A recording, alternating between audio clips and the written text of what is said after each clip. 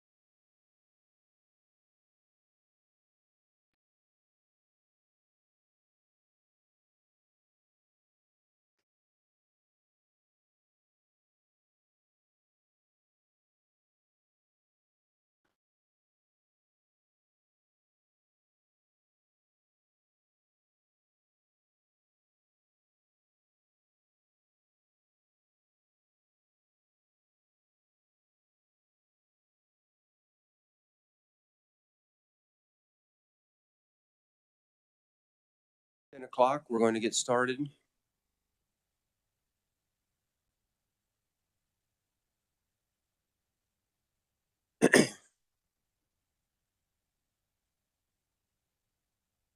Good morning. My name is Randy Roberts. It's my privilege to call this meeting to order. A couple of items. We have members joining us virtually today. For those of you that are with us virtually, please use the hand raise function on your system, and we will be watching that to acknowledge you. Those who are in the room will be using microphones today. Please remember to turn your microphone on. The little button on the base of the microphone will turn blue when you're on. Okay. Our first order of business this morning is to approve the agenda. Is there a motion from a member of the board to approve the agenda? Stephen, as we have a second? Second, Kim. Thank you. Those in favor, please say aye. Aye. Aye. Thank you. Aye. I think I heard Ann. Yes, Wolf.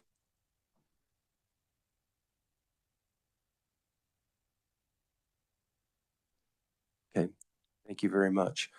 Thank you. That reminder, if you make a motion, please state your name for the minutes. Thank you. All right, the agenda is approved. Thank you. We'll now move to introductions, and we'll begin with those board members present in the room, and I'll turn to my left. Steve? Steve Waugh. I am a director and reside here in Topeka, and I represent general public. Hi, my name is Bonnie Limbird. I'm from Prairie Village, Kansas, and represent public also.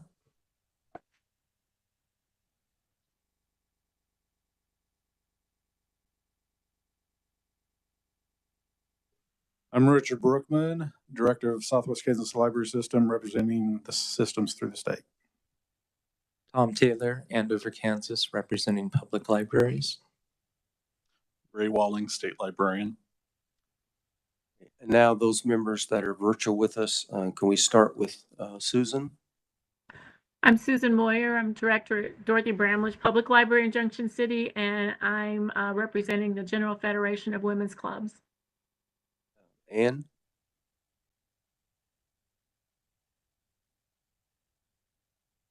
Ann, are you there?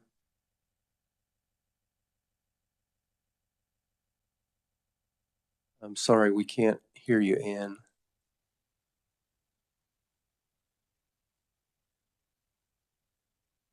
Okay, I believe Rhoda, are you there? I am. Good morning. Rhoda McLaughlin Ramirez from Cali College, representing two-year academic libraries. And we have Lisa. Hi, I'm Lisa Nocita, new to the board, and I am representing school librarians. I am in Johnson County at Blue Valley. All right, thank you, and welcome, Lisa. All right, if I missed anyone. Thank you. We're now moved to opportunity for public comment. And as we did last month, a couple of rules will apply for public comment. We are allowing 20 minutes for this section of the agenda. We will allow 3 minutes per individual speaker for public comments. We will be timing and try to let you know when you have 30 seconds remaining. And if you wish to make public comments, either in person or virtually this morning, please state your name and please state on whose behalf you are speaking.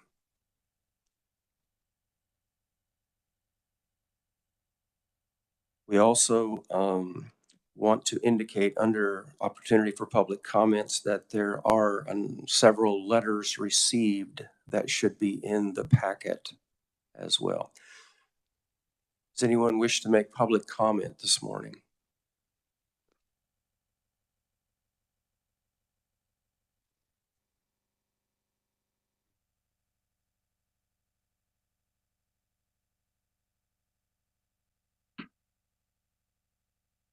Anyone, public comments?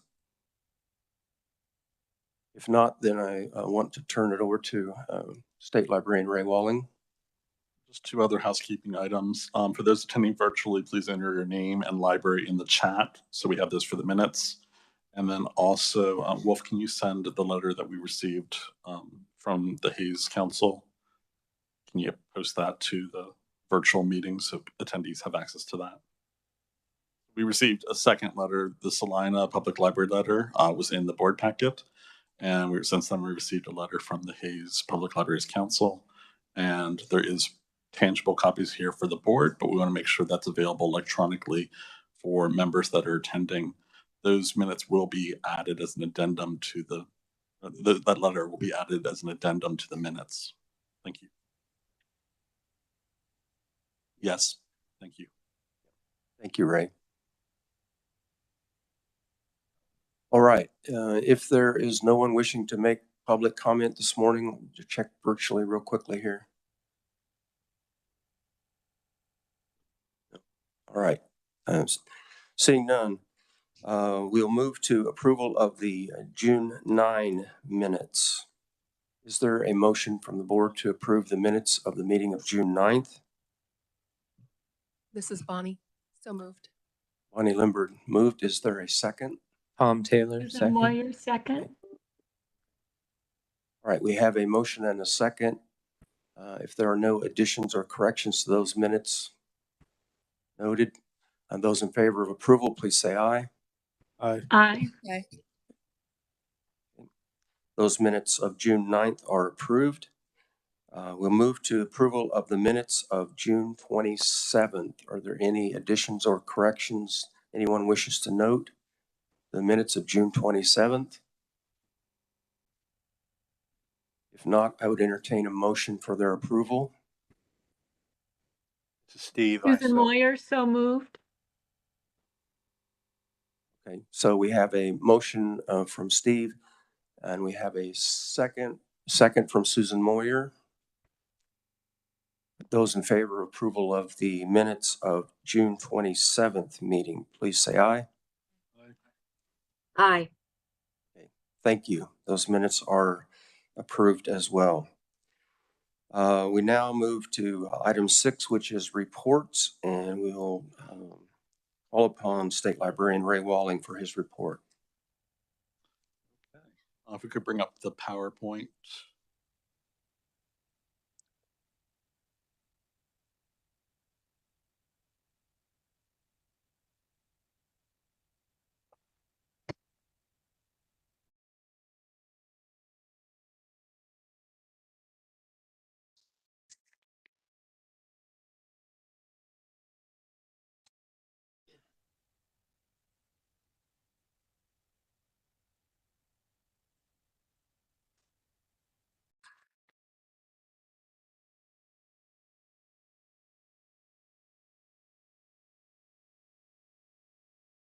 Ask your patience for a second. We're having a technical snag.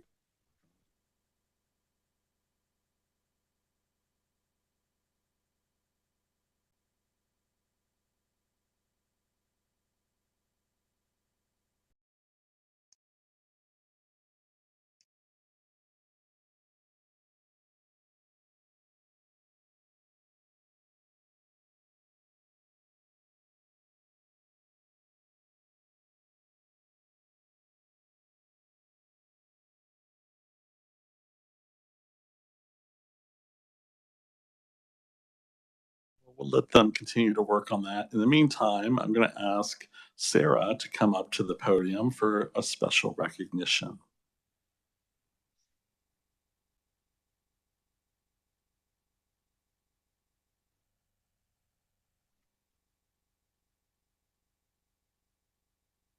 Is the mic on? Yes, I see a light. It's just short. Okay. Today we recognize Cindy Roop's 43 years of service to the State Library of Kansas. On June 18, 1980, Cindy entered state service as a library assistant. She developed significant expertise and served as the interim state librarian on 2 different occasions. as well as being the director of reference for many years. Cindy's service across 44 legislative sessions included the initiation of the reference chat service, leading the digitization project of a significant portion of the state library's collection, and planning and organizing the library collections following the completion of the renovation in 2012. Cindy served on the Notable Books Committee for years, providing selections of books either about Kansas or by Kansas authors for the collection. Cindy also volunteered as part of the Kansas Book Festival Planning Committee, making connections and helping the program overall. When asked about working with Cindy over the years, this is what Gordon Self, Reviser of Statutes, had to say. Cindy has been an invaluable resource for myself and the Revisor's office over the years. When we provide orientation for new attorneys, Cindy is the first resource that we provide to the new revisors to help ensure their success. Contact Cindy for help is a very common answer to many questions in our office. On a personal level, I can't count the number of times, maybe a million, that I have dropped in Cindy's office and asked for help and guidance on a legislative question or long ago event. Cindy's professional assistance over the years has helped me beyond words. Her calm demeanor and friendly manner is a welcome relief in the State House. Cindy is simply my #1 resource and a great friend. On Cindy's 40th anniversary of service to the state of Kansas, Alan Conroy wrote, "You should be very proud of your years of dedicated service. Your contributions in assisting all Kansans, but especially to your service to legislators and the staff of the Legislative Research Department through the years has been invaluable. I can think of many times from my service in the Legislative Research Department that if our staff was stymied trying to gather information for a legislative request, we could always count on you to come to the rescue with the right information. I can also recall talking to many legislators through the years when they would tell me that Cindy answered their question or provided the information needed for a policy discussion or debate."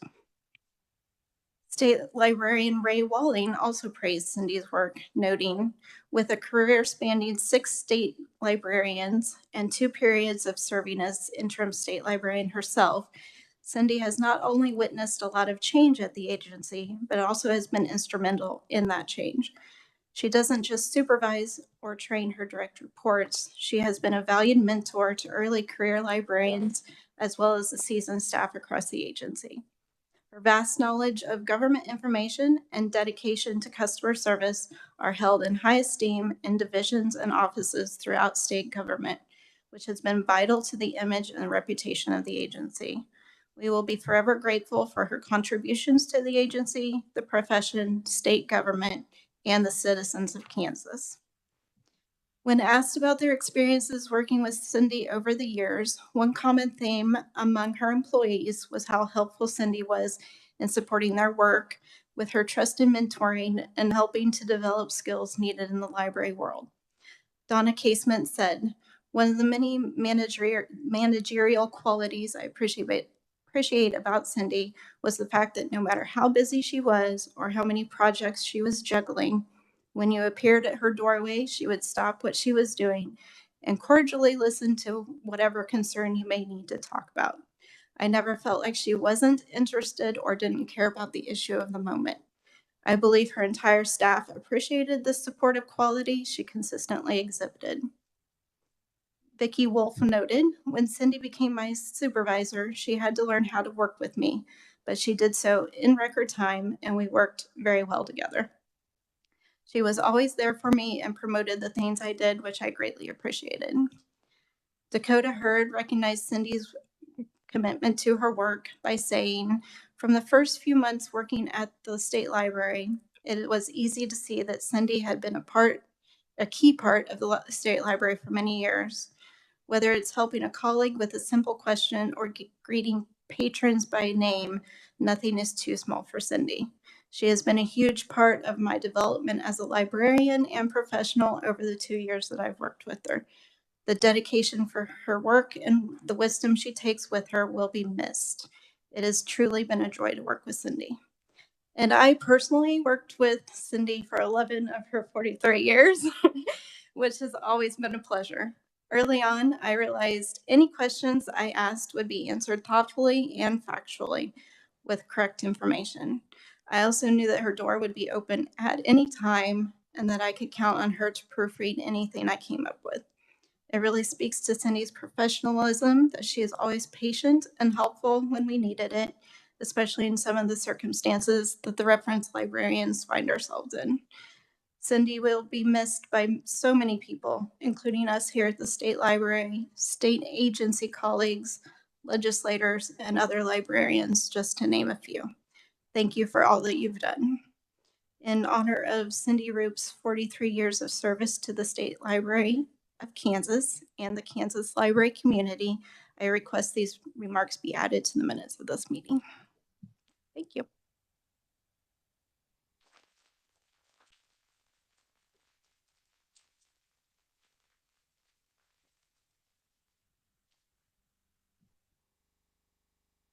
Okay, thank you, Sarah, and thank you, Cindy.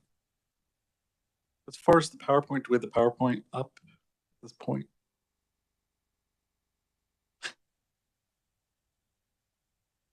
We're not seeing it.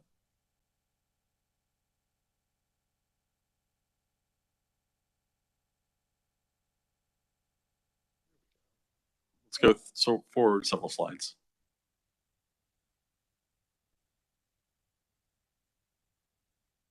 Okay, I'll just go ahead and hopefully they'll catch up with me when it's up. So a couple of announcements staffing wise. Sarah, we just heard from, has been promoted to Director of Reference Services. And Dakota Hurd has been promoted to Legislative Reference Librarian, which means we have a reference librarian position that's currently open, and we're currently in the process of hiring for that position. I wanted to inform you of a special project we've had come along in the last several weeks. Feels like months now, but the State Library was approached by the Brownstone Book Fund, and we were given a great opportunity to allow 100 libraries in the state to receive a gift of 100 children's books. So in consultation with the Kansas Youth Library Consultants, with the regional system directors, we've worked to help make this happen. The 100 libraries have been notified as of this week and are working on getting their paperwork in to BirdArt so we can get this process moving. But we are very grateful to the Brownstone Book Fund for this donation. And I know many of the libraries have expressed that gratitude through emails and communications to me and to Diane Brownstone. So thank you again for that. I do want to provide an update on the financial situation for the State Library. First of all, as we head, I still think, towards a federal shutdown, I looked at the news recently, we have been asked by the Division of Budget about how that would impact the agency. Assuming that the current protocols are still going to hold true for the agency, we have approximately 700,000 more than that that we are allowed to use before we get reimbursement from the federal government for LSTA money. And at this point, the amount that we have left to spend this fiscal year is less than that number. So in theory, we shouldn't have to get a reimbursement for the rest of the fiscal year. Ideally, we would like to receive it on a regular basis, assuming the federal government does not shut down or opens up rather quickly. Regardless, we should be fine. So that's kind of where we're at there. The other thing that happens in September is we submit our annual budget. So this is an opportunity for the agency to revise its 2024 budget and to propose a 2025 budget. It's considered, it has two components, the performance-based budgeting and the budget narrative. The performance-based budgeting is run by the KLRD, the Legislative Research Division.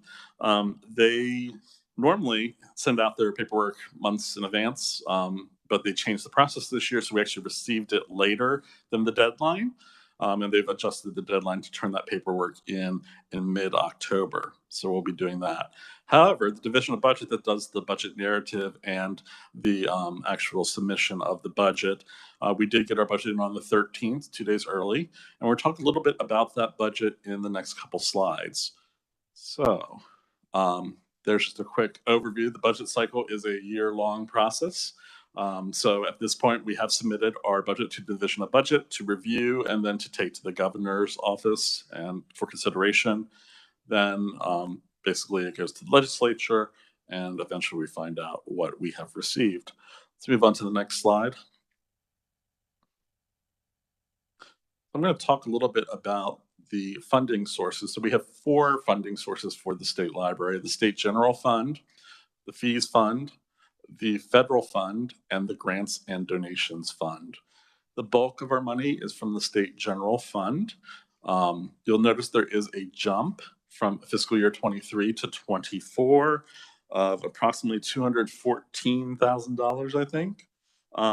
The vast majority of that change is due to the pay plan that was implemented to improve state salaries across all agencies. So that is reflected in the 24 budget, as well as a significant increase due to benefits costs that's added to our budget every year, depending on what they anticipate the benefits cost each year.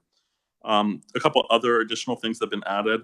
There was a provision in the omnibus bill to add the Blind Information Access Program for fiscal year 24. We'll talk a little bit about that later.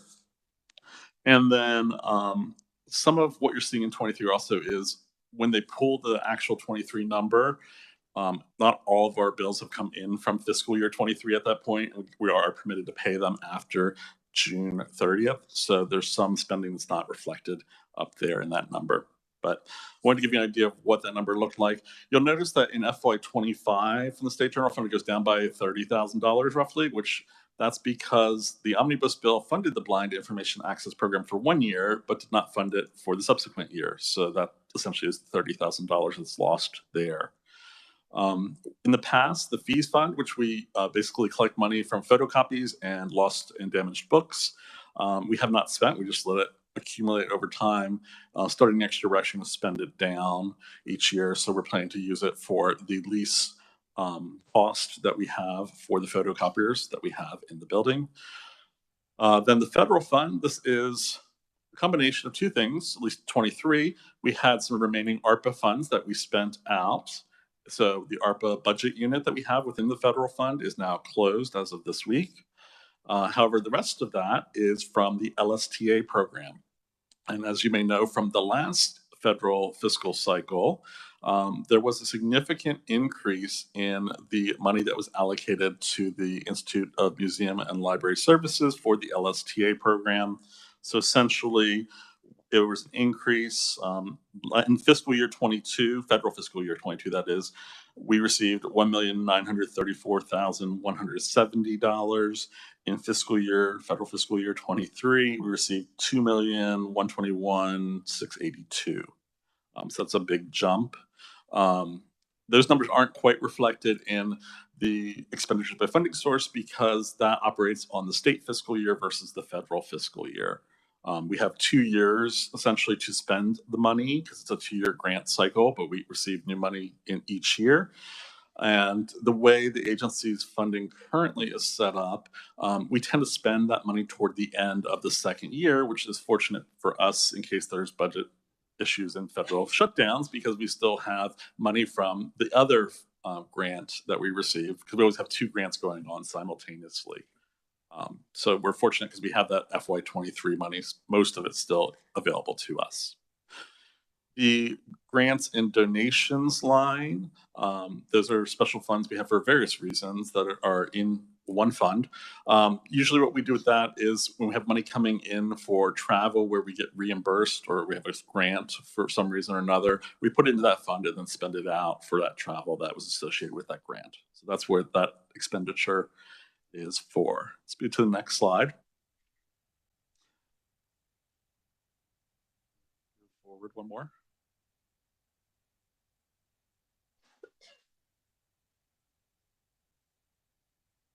Or not.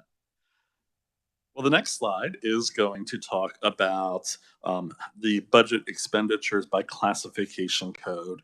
And what we'll see on it is that we spent less. We're starting with salaries and wage category. It's coming up right now. There's a significant jump from 23 to 24 and a smaller jump to 25. From 23 to 24, several factors are in play there. We spent less than we budgeted due to vacancies, restructuring, and hiring salaries. We also talked about that pay plan, that significant pay plan increase, as well as benefit increase that we saw this year. So that's one of the other explanations for that large jump.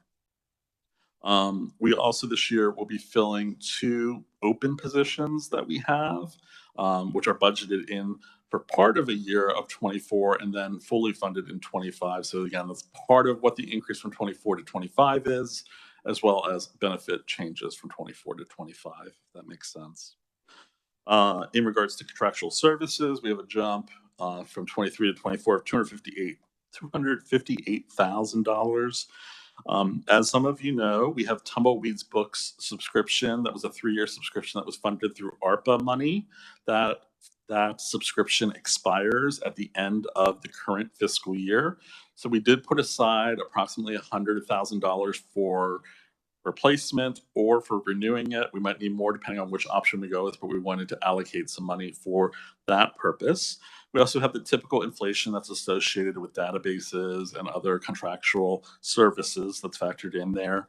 As I mentioned last year, we made an effort to fund professional development for the agency staff, which hadn't been done consistently, I think, in the past.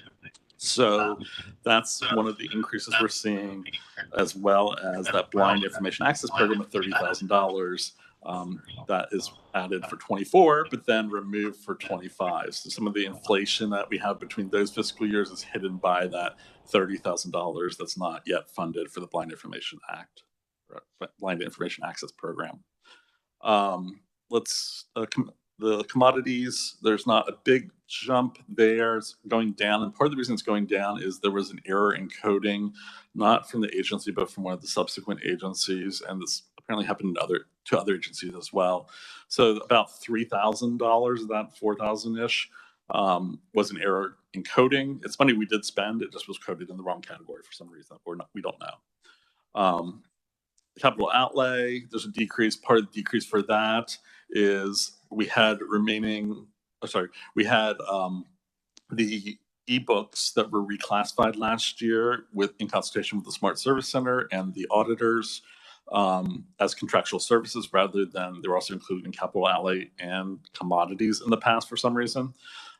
So that's why there's a drop there, because part of last year we were still classing under the other class. We were classifying it as capital outlay rather than contractual services, but moving forward, there will be contractual services.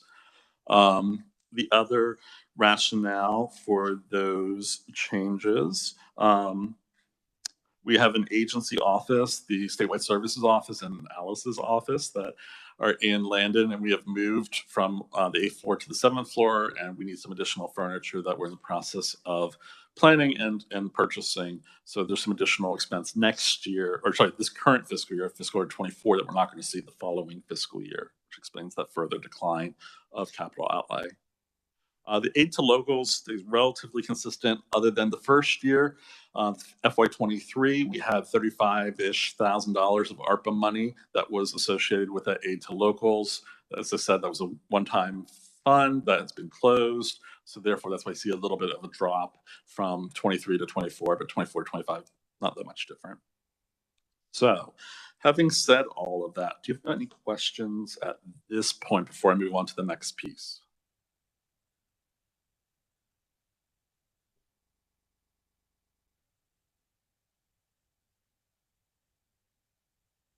The legislative reference librarian was filling a current position. The 2 positions will be deputy state librarian, and the other one will be a public library services, we haven't named the title position, but essentially a public library development position. So that's the plan to do within this fiscal year. Yep. Other questions? Okay, then we're going to talk about budget enhancements. So in the state government, we have 2 different ways to change our budget. One's for the current fiscal year and one's for the budget year, or essentially the next fiscal year. But the enhancement request is for the next fiscal year. So at the beginning of the budget process, I receive a number from the Division of Budget, which essentially is my last budget, minus any one-time funding, but then plus any changes for benefits or any other thing that the legislature has added to our budget. And they start with that number as the next budget year, the fiscal year 25 in this case, as the number I have to budget for when I submit my budget. But if I want any additional money for any reason, then I have to submit an enhancement request. This year, we have submitted 5 enhancement requests. The first 2 are associated with state aid. And as it says on the screen, the state librarian is responsible for estimating the needed state aid for libraries across the state. It's based on the amount that they've requested, as well as the amounts that are reasonably available for these purposes. So before I jump into what I've recommended, I wanted to take a step back and talk about state aid. So first of all, whatever number I put in, 2/3 of that goes to libraries and 1/3 of it goes to the regional systems. And there's different formulas and statute and regulation of how that occurs. We're going to focus on the public library portion of that for this talk. So the public library portion essentially is a per capita approach, but it's described very differently, but we're just going to say it's a per capita population-based formula. So the funding history of that is right now, state aid sits at $1,067,914. That's the full amount. When we're looking at the statistics recently, we noticed that 75% of state aid that goes out to libraries, 75% of the libraries, they receive less than $1,000 a year in state aid. Additionally, the amount that they receive is about 28 cents per capita for state aid. So 2 things to keep in mind. But then if we look back, in 2000, state aid was about $2.8 million. And if we look back further to 1987, that was the last time we had state aid lower than what it is now. Neither of those figures factors in inflation. So I think it's important to recognize the history and where we're at currently. To help gather what libraries requested, there were 2 surveys that were put out. I want to talk a little bit about them. But basically, they kind of came, at least the way I interpreted the results, I came to the conclusion that the population-based formula, the per capita-based formula, works okay when we talk about the medium-sized libraries, so the Service Center 2, the Major Service Center 1, Major Service Center 2. I'll explain that in a second. But the smaller libraries, it's not working out well for because they have a higher need. What we saw in the statistics, or the data that came back, I should say, is that significant higher needs. So the gateway libraries, in one of the surveys, they requested $7.95 per capita. The next size up, the next service size up was $3.05, and then the Service Center 1 was $1.73. After that point, we noticed that the next 3, those middle 3 that I mentioned earlier, had a very similar per capita request. In one of the surveys, it was 66, 67 cents for all 3 service levels. So it felt like it kind of leveled out at that point. If we could meet that per capita request for the medium libraries, that's great. We still had to address how to support those smaller libraries that have higher need for state aid. So if we go to the next slide here, it's going to be hard to read on the screen, but I will try to explain it. As I mentioned, the original formula is a per capita formula. The first enhancement requests a technical amendment to the current statutes that would allow for a base grant. In the budget, I proposed a base grant of $3,000 for each library, each public library in the state. As I mentioned earlier, when we have an increase in grant and aid, 2/3 of that goes to libraries and 1/3 of it goes to the regional systems. So if we increased and this went through, that $972,000 would be allocated to public libraries, and then $486,000 would be allocated to the regional systems. So that's part 1. That's to help with that higher need at smaller library level. Part 2 was looking at that other piece, that idea of the 66, 67 cents per capita being a good amount for several service levels within the state. So that's what I ended up doing, was proposing changing that amount and increasing the amount for the formula-based part of the equation to be 67 cents per capita, and actually fund it based on the Kansas certified population number, which comes out in July. So that makes it easier for us to know what number to use when we're creating the budget. Again, that's 2/3. So if we're talking about 1.9 million, almost $2 million, say $2 million, then we have to have $1 million that goes to the regional systems under the current statutory structure. So hopefully that makes some sense. I'm going to pause for a second for questions from the board about that. But remembering, this is a process that goes through the Division of Budget, the Governor's Office, the Legislature. So this is just a proposal at this point. Ray, could you clarify, and I think some of the board would appreciate it too, what the different size categories of libraries are? I know you alluded to it, but so in the public library standards, there are service levels that are established under the current standards. There's the gateway library, which is under 500 people, the linking category, which is 500 to 999, service center, which is 1,000 to 2,499, the service center 2, which is 2,500 to 9,999, major service center, which is 10,000 to 24,999, major service center 2, which is 25,000 to 99,999, and then the major resource center, which is the 100,000 and over. Like I was trying to explain, those smaller libraries, the gateway, the linking, and the service center 1, so populations of 0 up to 2,500 essentially was where we saw that higher need before it leveled off in service center 2, major service center 1, and major service center 2 at that 67 cents on average. So that population is the 2,500 up to 100,000. Ray, where are those listed? Where are what listed? The service centers? Yeah, I mean, yeah, the size that you just gave. I was trying to write and I couldn't write that fast. On the regional systems website, they have the library standards document as one of the menu drop downs. And it includes, I think it's on the first page, I want to say even, maybe second page. It has the actual service levels listed there. Was this Ann that asked that? Yes. Okay. I'd be happy to send that document to the board after the meeting. That'd be helpful. That would be great. Thank you.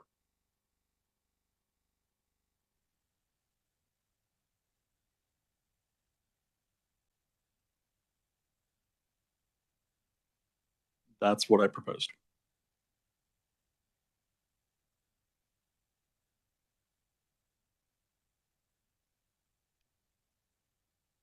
We also kind of looked at it as well from, well, what would inflation be if we had stayed at that 2.8, or even if we went from that $1 million in 1987 and that $4.5 million would be kind of where we would be at today if that had been adjusted over time. So that was a thought as well when we were looking at these numbers. this is Tom, and I just have a comment. Andover Public Library falls into the major service center category, and Ray is right. The percentage of our overall budget that comes from state aid is fairly small, and it's significant, but it's not as significant as it would be for the smaller libraries. And I appreciate your thought on that. Still, under this request, major service center and above would still be getting increased funding, which is wonderful. But I do agree that the smaller libraries, it's more valuable to them. And representing public libraries, I want to thank you for this effort. Any other questions before I move on to the other three enhancements? Okay, let's go to the next slide then. So the other three enhancements are related to two things. First, the state courier subsidy, which, as you might remember from the strategic plan, we had a goal to cover a certain percentage of that cost. That way it's not passed fully on to the libraries and the regional systems. So we use the percentage, the 25%, as the goal based on that objective of our strategic plan, and asked for an increase there. You'll see in a second. The other piece, which we talked about a few times already, the Blind Information Access Program from last year's omnibus bill, is interesting for a couple reasons. One, there is current legislation, Senate Bill 284, that would establish that program as an ongoing expense for the state library and service of the state library. I put more positively say service for the state library, that we're excited about providing. It's a great service that they want to provide with news content and other kind of, not I won't say periodical, but periodical content essentially, that would be available to users throughout the state of the Talking Books program. So we are excited that there's this interest in providing that. However, Senate Bill 284 did not make it past committee last session, so we still have another session of our biannual legislature where it could come back and could be finalized. But that Senate bill was asked to use money from the Universal Service Fund. So I'm going to move on from that to the omnibus bill, which I keep mentioning. The omnibus bill funded this program for fiscal year 24 using state general funds. The problem we have, though, is the services is currently being provided by another organization, so we're happy to take on the responsibility, but we think there's a need for people to understand that it's an annual subscription, it's an annual cost. So we've been transferred the service for 1 year with no plan of how to fund it the following year. So if we move on to the next slide, go back to the Courier for a second. That 25% would be an increase of about $62,000 additional for the Courier, and that was enhancement 3. Enhancement 4 for the Blind Information Access Program, we received $30,000 from the omnibus bill for 24. We've asked an enhancement request for $31,000 for fiscal year 25. Because we don't know what's going to happen with Senate Bill 284. It could go through, it could not go through, but we feel an obligation for taking on this service. We need to make sure that it's funded moving forward. So there's that piece. And then enhancement number 5 is to fund a part-time staff position to help support that program. There's no funding in the omnibus bill for outreach marketing, for actually doing the thing that we need to do as far as certifying people for this program. So there's that aspect, as well as there's been a need in the agency to record additional periodical material, additional material of a local Kansas interest. This platform allows us to add that content to it, which is great, but we need somebody to do that. So part of this position would also be to do that. And we think based on the way Senate Bill 284 was written, the way that the omnibus bill was written, there is that desire of that local content. So we think this is something that's a feasible thing to request. So before I move on, are there any questions about those 3 budget enhancements? So is the 30,000 for the program, is that like a subscription cost? And what exactly does it do again? And it's a contractual service. We have not officially contracted with a company, and the actual bill doesn't tell us which company to contract with, so I can't say anything yet about which company we're going with. But the purpose of it is essentially periodical content, national news content, international news content. I'm looking at Michael if he has anything else to add, because he spent more time on the webinars with one of the vendors. So I'll let him speak a little bit about that. Yeah, it's audio content. The actual bill's written for international, national, and local news content, job postings, ads for retail stores that are all in an audio format, and they're provided either through a computer access, a mobile app, or a telephone access program. So you could dial in and get the information from the Hayes Post. Am I making up that one?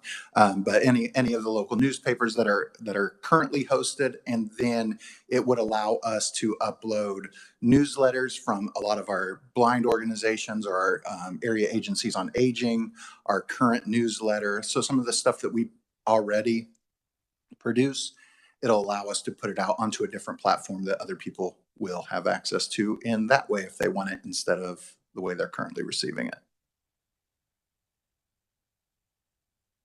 Other questions? Yeah, I just wanted to clarify, it's just for audio and not for Braille? Okay, thank you.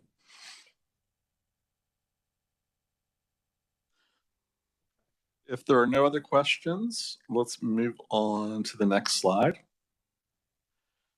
So we've had close communications with the Office of Broadband Development over the last several months. I met with them earlier this week, and they asked me to do a quick plug, which I was happy to do, for two initiatives. Actually, I should mention also that next week is Digital Inclusion Week, so they're going to be promoting a lot of things through social media and press releases and other things. But one of the things they're going to do is they're going to have a digital equity public comment webinar. So they've developed a state plan for digital equity that they're going to talk about during the webinar, but then also offer opportunities for people or explain how people can provide comment before they go to the final version of that plan.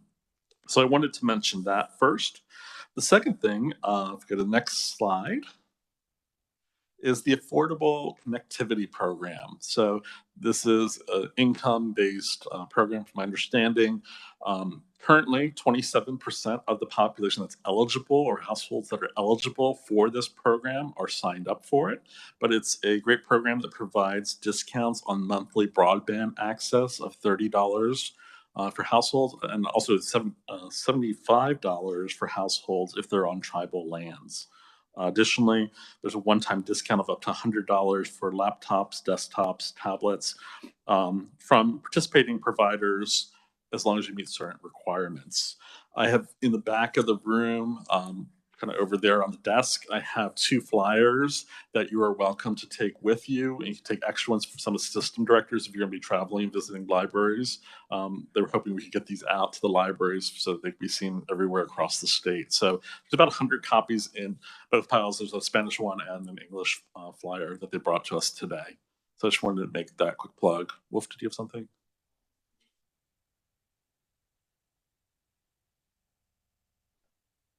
Just let me repeat that for everyone. So Wolf's going to be sending out social media materials for both of these to the listserv, and you're going to be reposting things next week for Digital Inclusion Week. So there'll be more opportunities to see it. But again, if you can take some flyers with you, that would be appreciated. Let's go to the next slide. That's all for my report, unless you have questions for me. Are you going to email these slides out to the group? I can email them out to you. I'll send that when I send the Public Library Standards document as well.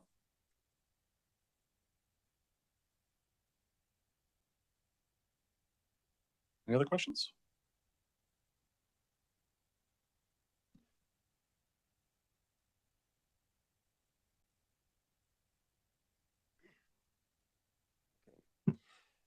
Thank you, Ray, very much. You'll note, board members will note in their packet, there is some information from various division reports from the state library as well. We will move on to item B under reports, which is the Kansas Library Express Courier Report. I'll invite Michael McDonald.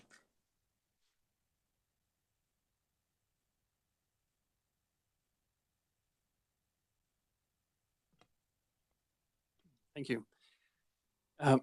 So in your board packet, there is a courier service report. I just wanted to touch on a few highlights. Participation in the courier is at 356 libraries. You may recall that there was a fire in the Topeka hub earlier this year. Happy to report that we have completed issuing reimbursement checks to all the libraries that submitted or reported a loss. Every few years, we conduct a turnaround time study where we put slips that the libraries use, and they indicate when the materials are leaving a library, and then the receiving library indicates when they received it. And all of these slips then get sent into our office. And Lars Leon, he is a librarian at KU Libraries, and he's on the courier committee. And so he volunteers every few years to go through all those slips, and they are able to then put together some useful data on how efficient the courier is with turnaround time.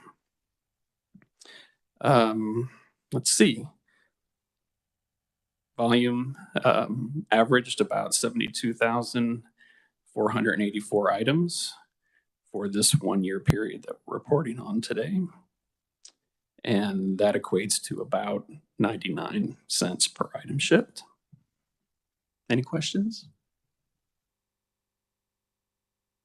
Thank you. Thank you, Michael. Right.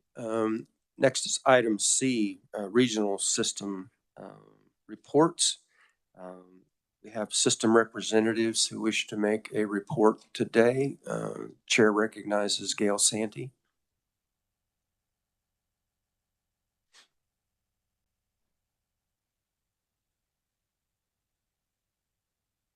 I am. Good morning. I do have two things. I wanted to report that the CKLS Executive Board has voted, and as of the end of February 2025, CKLS will no longer be supporting Hoopla for member libraries. That has just become fiscally unfeasible. And that's been the case in multiple places across the country. Our board has not yet determined if they will reallocate that money or if they will not tax for it. My proposal would be to reallocate that money into digital content through a different platform. The system is a member of the Overdrive Library Consortium, and we also contribute to the state content as well. And the other thing that I noticed is on my way into Topeka on I-70, there is an Imagination Library, 3 books for children, billboard, and I just was really tickled when I saw that. I don't know if that's from the state library or from Topeka or from wherever, but boy, I'd like to see more of those across the state. Thank you. Thank you, Gail. Chair also notes for the board that there are 2 pieces of correspondence from CKLS that were included in your packet under this section. Any other system directors wish to make a report today? I'll just make a brief report for Southwest. A lot of individuals know about the challenges at DCPL. They had a special board meeting the other week, and the 6 items that were up for reconsideration, the board did choose to retain them within their library and in the same section. Whether that will move forward to any other possibility of litigation, nobody knows, but that would be the next step. But the board has reviewed and made their final decision. For us, for a little bit of a change up, you'll notice down at the bottom, Swickles has decided not to renew the contract with BPH. We decided that it was with the staffing being as low as we were, we could not do it. However, it's not going to affect our system plan. The board said that we go through mid-2024 with the grant. From that point to the end of 2024, we would use our own funds to support that project. So it will not be any end of service in July. We'll continue through all of 2024, like stated in our plan. So we don't need to file an amendment. And then after that, we are not just going to shut the door. If we do receive questions or application through the mail, we'll forward it to Emporia. We'll get those questions sent to the right people, or if we happen to know the answers, we'll relay that information. It's not a complete shutting of the door. It's just looking at what's feasible with the staffing. And that was the decision for what the board decided to do. Okay, thank you, Richard.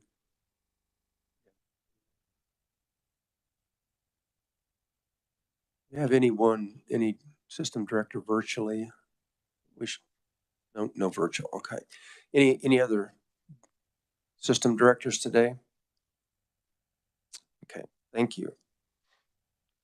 Does any member of the board, any board member wish to make a report? This is Tom. I wanted to report that the Andover Public Library had a successful summer reading program, and I would like to acknowledge the state library's contributions to the statewide summer reading program, as well as to the various regional library systems. The services and especially the content that you provide is very helpful, and I wanted to recognize you for that. Thank you. Thank you, Tom. Any other member of the board present or virtual? This is Richard from the representative for systems. I do have a report, but it kind of fits in with the committee report. So I don't know if Randy, you want me to wait till that point and make comments from the committee, or if you want me to do it now.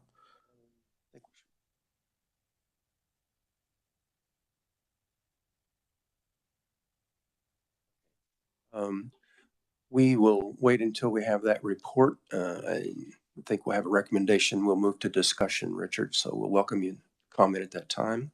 Okay. All right. Yes, Bonnie. This be an okay time for a question or just reports? I think we can entertain a question, see what we have. Miss Sandy kind of referenced it, but the Imagination Dolly Parton thing. What is the affiliation? I saw you shake your head that it's not the state library, but how did that come about outside of the state library, if you know? I think the Children's Cabinet was the one that took it on as a project several years ago. And they've worked with counties to have local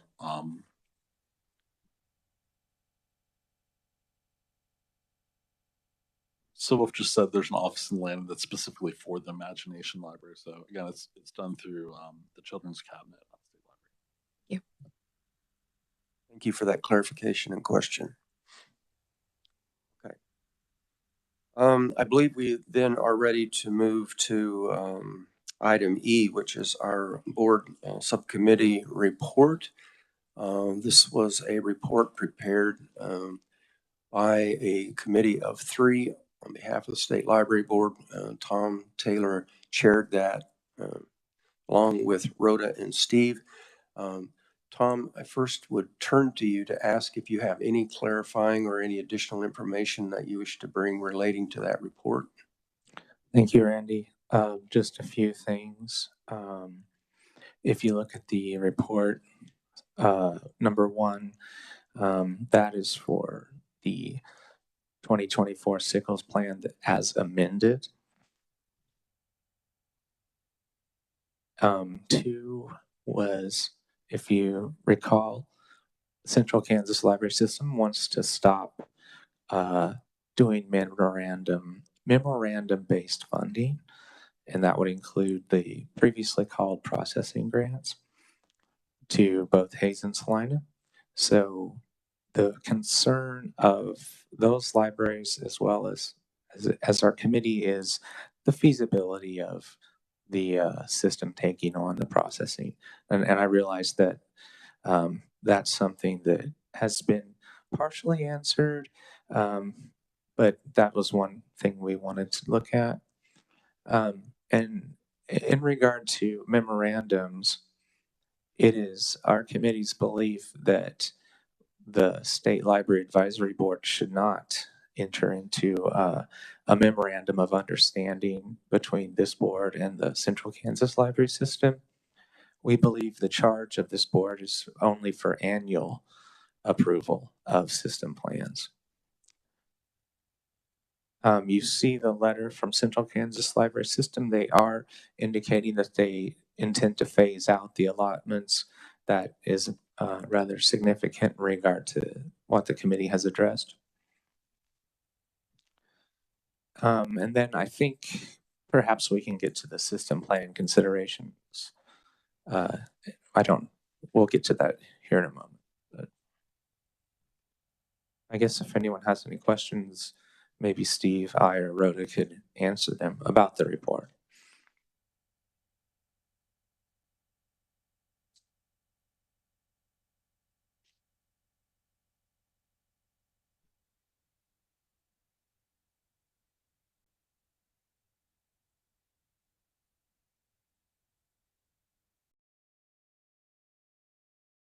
All right, Tom, thank you for that, those comments.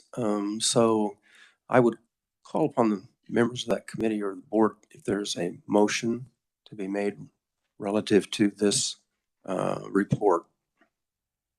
Chair recognizes Steve. I would move that the board endorse the recommendations of the committee and authorize the state librarian and his staff to draft new or revised regulations based on the committee's recommendations provided in paragraphs 5B, 6, and 7 of the report that was in the packet. All right, we have a motion. Is there a second to this motion? Do we need to restate the motion, or is there a second to this motion? This is Ann. I'll second it. Right, we have a second from Ann. Now, is there discussion?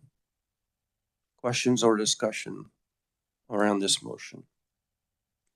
Chair recognizes Richard. Like I said, this kind of ties into the system concerns. Part of the report, just visiting with the other system directors, is part of the system plan consideration. When things are being considered for the systems, we wish to be included within the discussion at the minimum, so we can formulate those together and to best serve the libraries that we serve.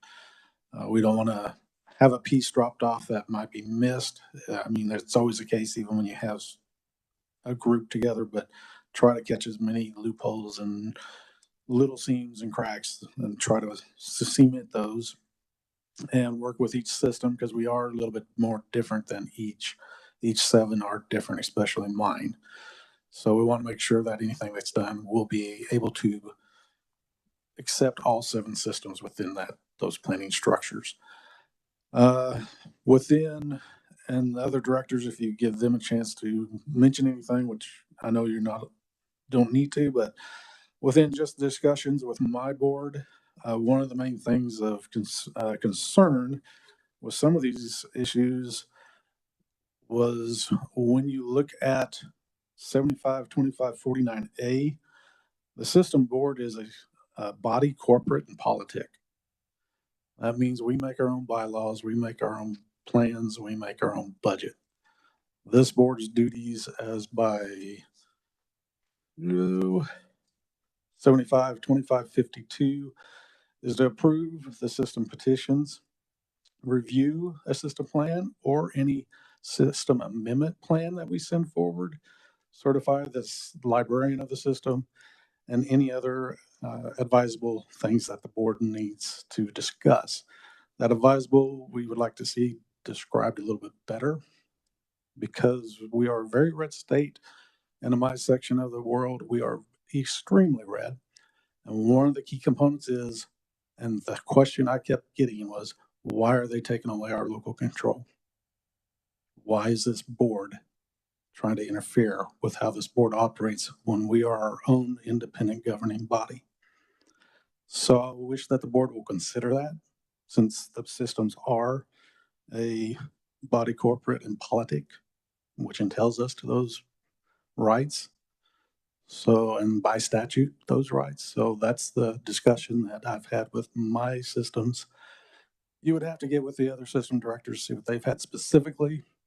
The feedback I've received from the directors was just the consideration, like I mentioned already, just have us within the discussion. Okay, Richard, Chair recognizes Ray Wallen. I would say that several groups and people will be involved in the process of developing these regulation changes, amendments, or new regulations, including the system directors. So I acknowledge that request. But I do recognize that the State Library Board has responsibilities under statute that we need to follow and to enact. So we will do what we were required to do and what we're allowed to do under statute. But in that process, we will consult with the system directors and other parties.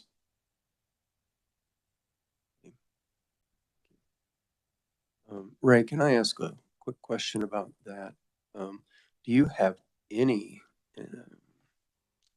indication of how long such a review and regulatory change might take? I do not know the timeline of how long it would take. I can tell you there's a process outlined, and there's a document that tells you all the steps you have to go through the Secretary of State's office, the Attorney General's office, the hearing, etc.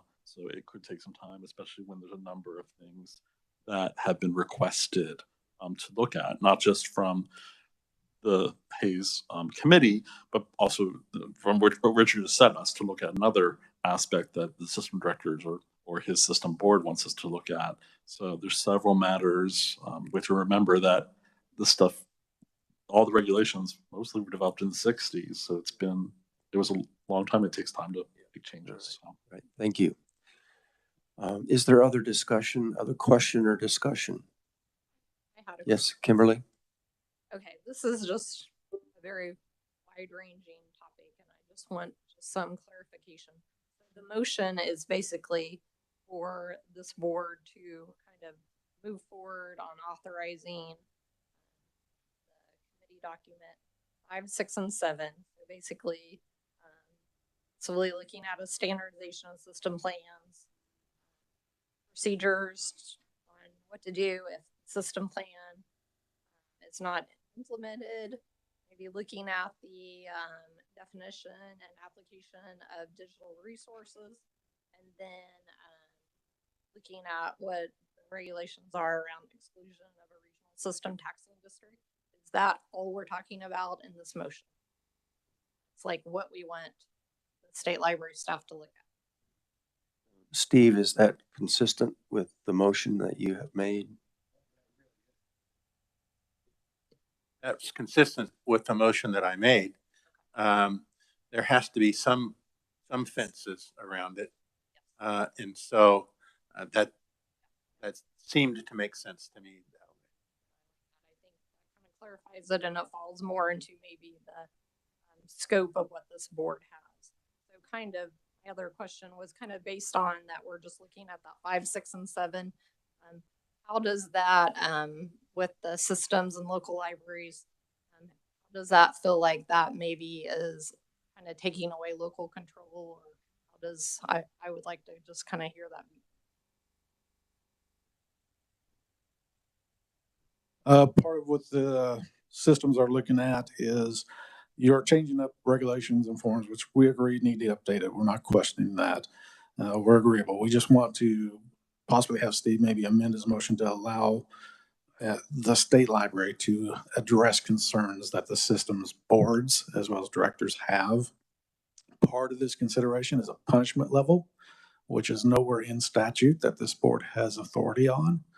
So that's a consideration that my board really has a problem with, is that when you're talking about punishments, and this board is supposed to assist libraries throughout the whole state, you're actually penalizing a board that is their own governing body that is serving their community to where their board agrees is serving their community, that this body should not be interfering with and punishing in that way and taking away funding. That is one consideration to look at. The considerations of how the board is structured, I think has come up a couple of different times. My board is only a full board. We do not have an executive board. So we need to have considerations between systems that are extremely different than others. And then the way the makeup is with some of the considerations of, the Hayes is wanting to have their recommendations of being on committees and the board as equal representation. They already have representation on that board. Why are we looking at this board alone, there's more public librarians here than there are other librarians. That's the way boards are made up. When you're forming committees, the chair of a board determines those committees like Randy did. This one did go through a vote, which is kind of unusual, but it can be done as a procedure. But usually it's only a chair that does that. A committee is not determined by the board, but by your chair. So those are some considerations to think about as well. So those are some of the things that we're looking at and saying that if you're going to take some of these controls away, how can you when we are our own governing body? Okay. This is Tom. I guess what controls do you see being taken away? Specific to 5, 6, and 7. I think my concerns I've already listed off. So Like I said, the digital resources and free service. Our system does it completely different than others. We do not offer out of district service money. You either take the services we offer. If you do something different, that's up to you. We will not make you pay for the whole system. That's not just on your library. So other libraries have different ways of doing it. So we just want to make sure some of those differences are recognized. And for the other libraries, and is there a need for out of service? So some of those questions are looked at. Let's see, 7.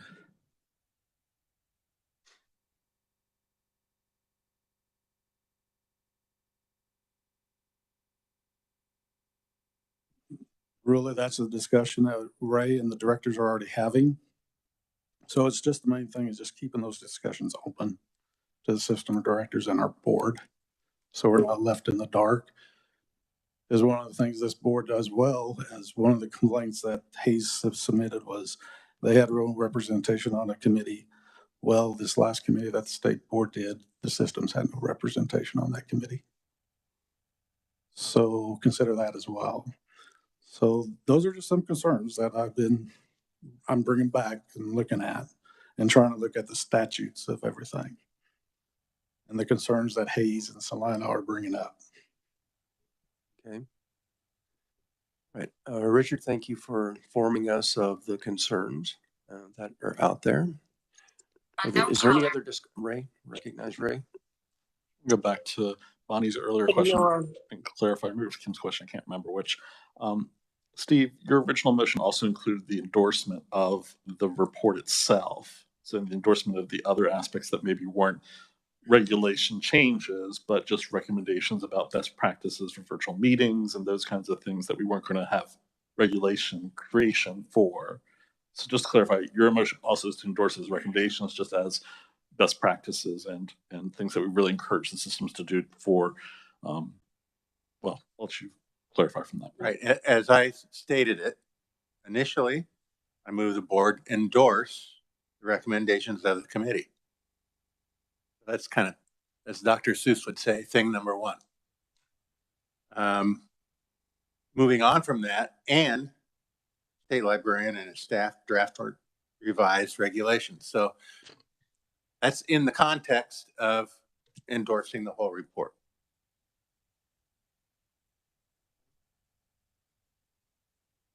Any other discussion, or any of our board members that are virtual have any questions or items of discussion? This is Tom. I guess, Richard, would you have a potential amendment to this? To answer that question, no, we're not saying that. We just want to be part of that discussion. That way, like I said earlier, we try to make sure every system is kind of looked at and how the differences are. We recognize that they do need updated. We're not questioning that.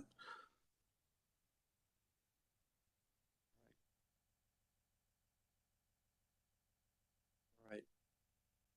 If there are no other questions or discussion, then we have Steve's motion on the floor.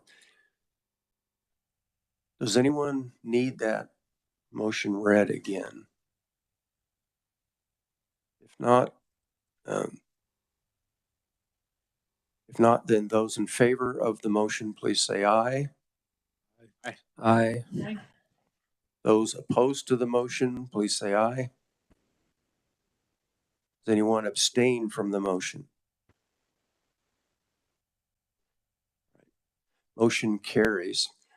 And Chair wishes to thank Tom and Steve and Rhoda for their work on this, and thank members of the board for their understanding and consideration of this process and motion. Thank you. All right. We're ready for item 8, business items. These are action items. The first A, motion regarding board committee recommendations.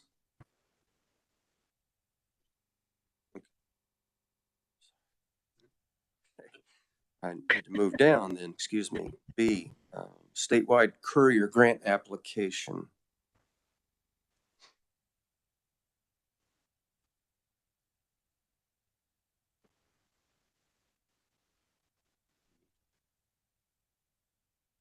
Need a motion to approve statewide courier grant application. Is there a motion from a member of the board? This is Kim Beats. I'll make the motion to approve. Richard, I'll second. Okay, we have a motion and a second. Is there any question or discussion? If not, those in favor, please say aye. Aye. Aye. Any board member opposed, same sign, aye. Motion approved. We have Talking Book Service Outreach Grant applications. So first we have Central Kansas Library System. Is there a motion to approve? Susan Moyer, so moved. Susan Moyer made a motion. Is there a second? Steve has seconded. Any discussion? Those in favor of this motion, please say aye. Aye. Aye. Aye. Motion carries. Northwest Kansas Library System. Is there a motion to approve the outreach grant application? Richard, I'll move. Richard has moved. Is there a second? Susan Moyer, second. Susan has seconded. Those in favor of this motion, please say aye. Aye. Aye. Aye. I think that was unanimous. All right, motion approved. And third, Southeast Kansas Library System Talking Book Service Outreach Grant application. Is there a motion to approve? Richard, also move again. Thank you, Richard's motion. Is there a second? Second. Steve has seconded. All right. Those in favor of this motion, please say aye. Aye. Aye. Thank you. Motion is approved. Next we have item D, which is certification of Sandy Wilkerson as a professional librarian. Does anyone need to speak to this? Ray? So as a reminder, this is done in regard to KR 5417, which lists requirements including bachelor's degree from a recognized college or university, professional education, a 5th year degree or its equivalent from an accredited library school, and experience of 2 years full-time professional experience in an administrative position. And to clarify, what we're doing is certifying Sandy to be a professional librarian. It's the exact wording. All right, thank you, Ray.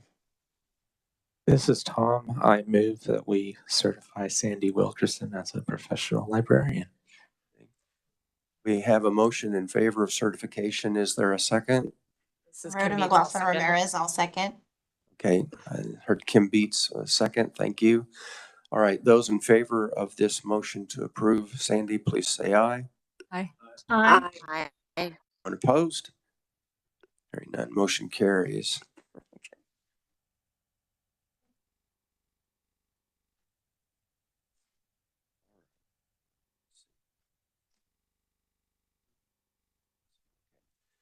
Chair recognizes Ray Walling with some announcements.